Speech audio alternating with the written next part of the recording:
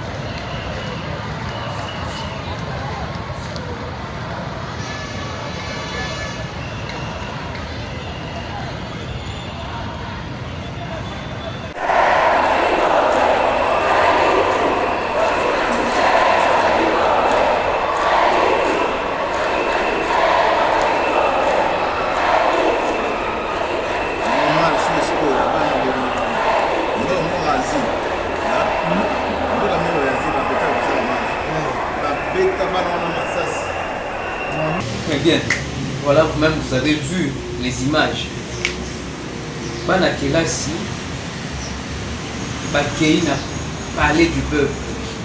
Pour ça va député de l'Embi pour faire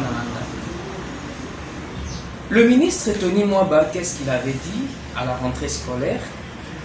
À l'obi, enseignant Oyo,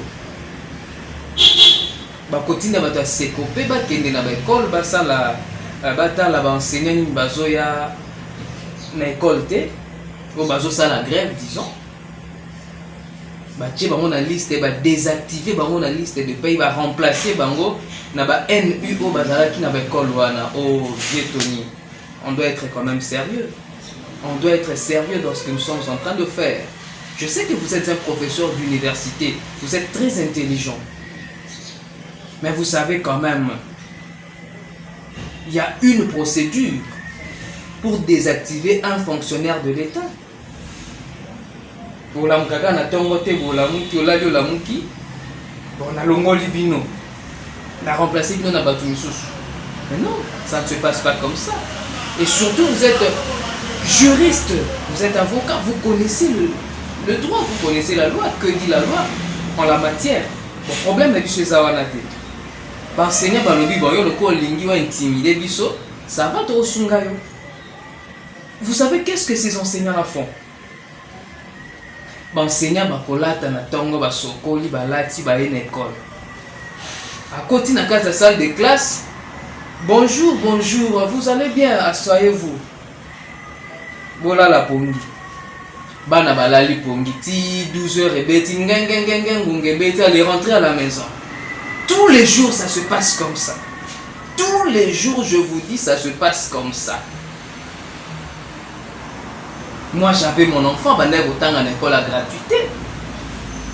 Na longoli ekuna na koti l'école j'ai accepté de payer dans une école privée. Vous voyez bien quand les alaki ceux qui moi nazotanga en école privée. Ba lo bani ben moni moi na wana il n'est pas intelligent. Ba parents na ba tindi kuna lokola kuna so futi mbongo mwana na yo le kambala moko. Ya mwana nde ba o bazaki maele te bandoko etanga na école privée beaucoup na to futi mbongo atoza maele te so futi mbongo oleka. Mais dans des écoles publiques ba bazaki maele mingi te bandeko kima ba école wana. Et puis que kuna so na 50 na obandela na 55 na obandela. Mais aujourd'hui est commis inverse. Ba ta maele ba komo kima ba école à l'état. Parce que qualité enseignée ça sous malamu te ba komo kena ba privé. Voilà maintenant ce que la gratuité de l'enseignement nous a amené. Est-ce que gratuité enseignement ndenge yona et ko former bana na biso to ko déformer bana na biso? Moi je suis parent, je sais de quoi je parle. Bana bazana kata salle de classe, salle moko on a 100 élèves. 80-90. Enseignant longo na tongo et pas na ye aliété. Nanzala wana na makele là-bas na classe, vous croyez que cet enseignant là aura le courage de enseigner, de expliquer que la leçon madame bana va comprendre? Mais soyons sérieux. Alors l'enseignant va passer à la grève où ils sont légal, où ils sont reconnus par les textes légaux. Ministre n'a intimidé voilà le ministre n'a intimidé. Nous allons venir à l'école, tu tiens présence. Tu continues à ta salle de classe, tu fais un contrôle, mais nous n'enseignons pas. Les élèves vont faire une journée matinée, 12h et coquille bazongi. Après-midi, pareil. Bah continue à ta salle enseignant et là ici ba mo pongi. Ba mo ba fani ba mo ba enseignant kuna pe ba fani na ndenge na bango. C'est comme ça. La gratuité, c'est comme ça. C'est que nous vivons aujourd'hui avec les écoles publiques. C'est un secret de polichinelle. Contre gratuité, contre mon konzamboka. Non, nous sommes en train de parler des réalités que nous voyons sur le terrain. Nos enfants partent à l'école, ils n'étudient pas. Ça, c'est une réalité. Nos enfants n'étudient pas. batanga te bakene école bafandi eurobimeko ki babini bazongi. Alors peut-être parents au bazan makoki te ok ko tchabana na bango na école mususu nde bakovandisa bango bozelaka. Mais moi je vous dis que il y a beaucoup de parents au balongoli bana na bango na école ya gratuité bandimi na bango ko futa ba 500 ba 600 dollars ba koti bana bango kuna ne serait-ce que bana bazo formation puisque surtout bito la gratuité moni ba élève bango pe esko ba se prendre en charge élève ba lobi bon le quoi biso to tanga te to ke na école to tanga te faut tes enseignants parce que les enseignants ne sont pas bien rémunérés. Faut tes enseignants ba kondio baza likolo. Ba tu ba décréter qui gratuité enseignement. Bon décréter gratuité enseignement oui, ils ont un avantage na biso. Mais les gens qui nous enseignent bango pe faut bazala quand même na ba conditions pe pour ba tangi sa biso bien. Un enseignant qui n'est pas dans de bonnes conditions en tant que ça ndengeni. Ba élève a sur responsabilité na bango. Dès tout monde ba ko ba ke quoi siéger parler du peuple pour ba ça na ba député ba législateur que ben voilà moni gratuité au gouvernement apesa ki biso to kanisa keza et ko aider biso to bana nyonso peut-être la République démocratique du Congo na niveau de base ba ko na formation mais tozo kende kuno les tozo formation tozo za la déformer ndeto moni tozo mona na bilili wana ba élève ba kei na parler du peuple ba ke ko assiéger parler du peuple. Moi-même j'étais témoin oculaire cette même semaine, je crois le lundi ou le mardi je crois bien na limité. Moi je suis passé là ici quand maman Martha Zala, la maman du chef de l'État na lekiona na limité na ndaku ya Kondo Etienne Tshisekedi na moni ba élève c'était une cinquantaine ya élèves ba fandi wana na entrée wana bazoyemba Félix Kobo Sanate papa lobaki le peuple d'abord ba élève na ba uniforme. Pourquoi? Parce que c'est le chef de l'État qui a porté cette gratuité. La gratuité est constitutionnelle, mais c'est le chef de l'État qui a donné corps à cette gratuité. Là on doit se le dire. Mais le chef de l'État, il sera comptable en 2023.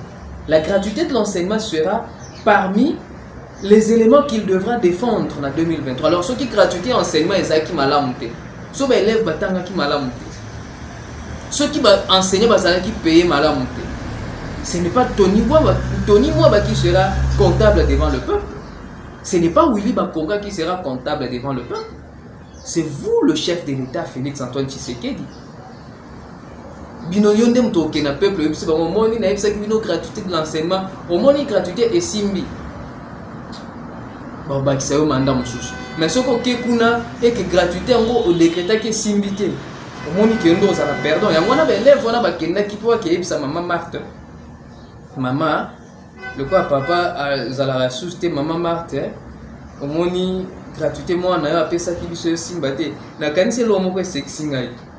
Une fois, j'avais suivi Fiston Saïsaï, le comédien, à l'obit. Bah, quand dit, les cas, tu es banda pour na bangote, tu es parent na bangote. Mais Félix, tu es et pas na bango. Tu es babotine. Si ça ne va pas, tu es pas maman, tu es si maman Marthe, tu la moine na za kuna na pouvoir, au moni makambo sala. Peut-être c'est ça, à mon avis, élève va sali. Élève va ke kofunda mon konzambo ke pas maman bango. Maman Marthe Omoni, gratuité, mon konzambo ka pesa ki biso jusqu'à présent, ça ne tient pas.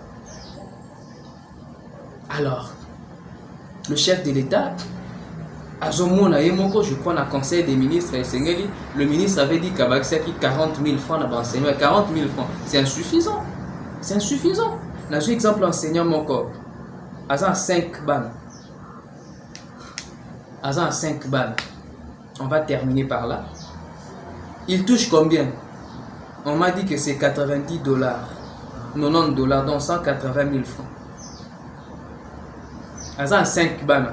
Dans 5 bana, on a bana mi satu ya basi, bana mi balé ya mi bali.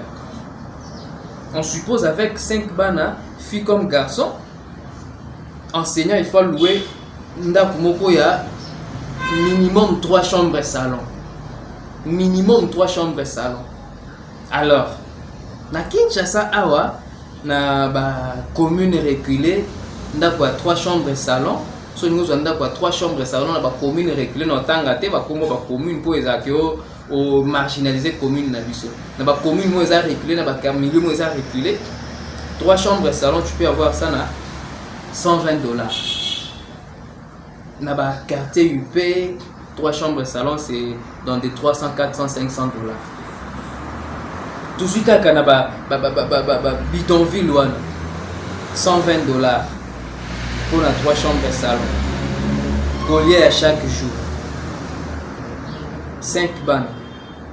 Collier à chaque jour. Pour foutre à courant, pour foutre à maille.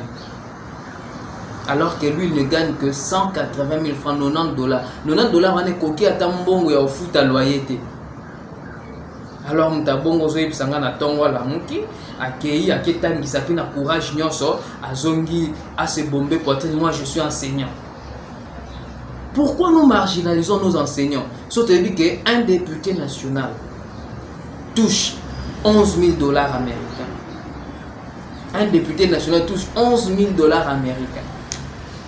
Un enseignant touche $90 américains. Écart wana. Ça ne vous dit absolument rien.